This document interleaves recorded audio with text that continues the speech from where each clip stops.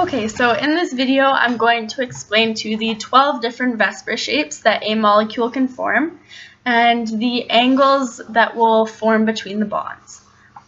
So for the first one, it is called a linear shape because it is a line, and the angle between the two bonds is 180.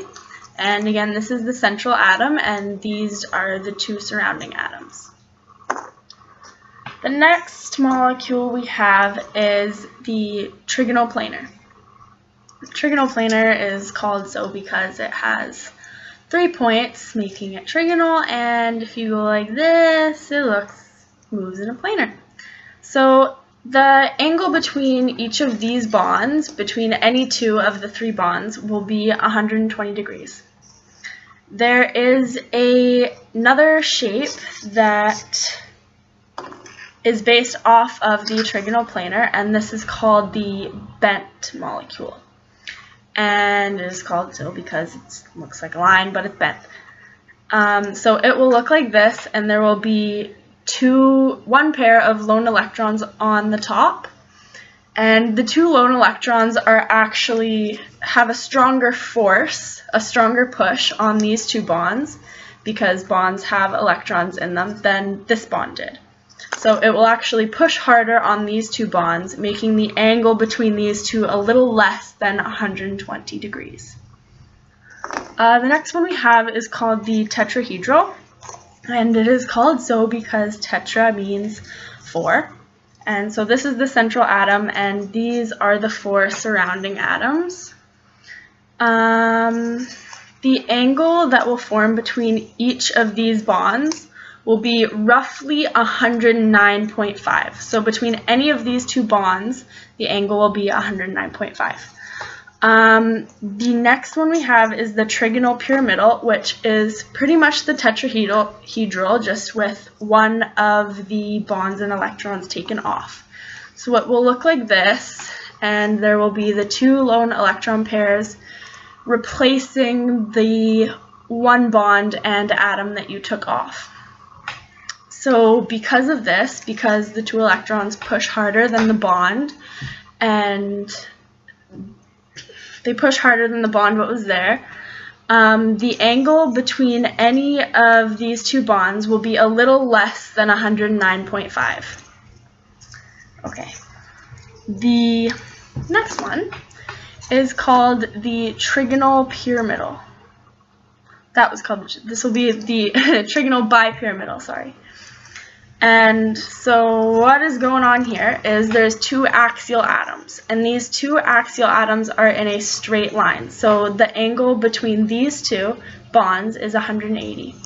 And if you spin it, there are 3 that are attached to the central atom that are as far apart from each other as they can be. So the angle between the two axial atoms will be 180. And the angle between any axial atom and equatorial atom will be 90 degrees, and the angle between any of the 2 equatorial atoms, so the angle between any of these 2 atoms, will be around 120 degrees. Okay, and so another molecule that is based off of this molecule is called the seesaw. And so pretty much for the seesaw, an equatorial atom is taken off and replaced with a pair of lone electrons like this. And they call it a seesaw because if you have it on a flat surface, it will literally seesaw. And so the angle between these two axial atoms will be now less than 180 because this pushes harder, and the angle between the 2 equatorial atoms that are left will be less than 120. The next molecule that is formed is called the T-shaped. So pretty much just another one of the equatorial atoms is taken off so that it's literally in a T shape. That's why they call it T-shaped. And so the two lone pairs of electrons, will be where the two other equatorial atoms were taken off. Now the angles between these bonds will be less than 90 between the one equatorial atom that's left and the one axial atom. So that will be less than 90, and these will be less than 180 because these two will push harder than the other two bonds that were there before. The last molecule that is also based off of the trigonal bipyramidal is linear. So I know it looks the same as the first one, but pretend there are 3 pairs of lone electrons around the central atom. And because they all push evenly, the angles will still be 120, which is why they still call it a linear molecule. And the last main molecule is the octahedral. And the octahedral has 2 axial atoms and 4 other equatorial atoms. So the angle between any 2 atoms within this molecule will be 90 degrees. Another molecule that is based off of this main molecule is called the square pyramidal. So it's called a square pyramidal because it has 4 on the bottom, so it's like a base, and then 1 top. So if you were to connect all the dots, it would look like a pyramid.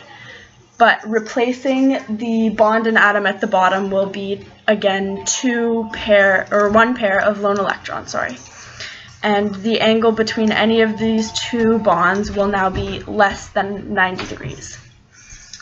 Now the square planar, okay, so in the last one, what we took off was an axial atom, but it doesn't matter which bond you take off because it is symmetrical. So no matter what one, it will look the same. But in order to make the square planar, you must take the bond and atom off that was across from the one that you took off for the square pyramidal. So it's called a square planar because there's 4, which makes a square, and they move in a plane just like the trigonal planar.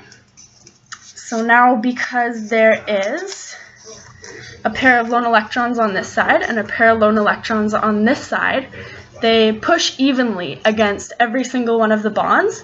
So the bonds between each of, the angles, between each of these bonds will be back to 90 degrees, just like in the original octahedral. And so there's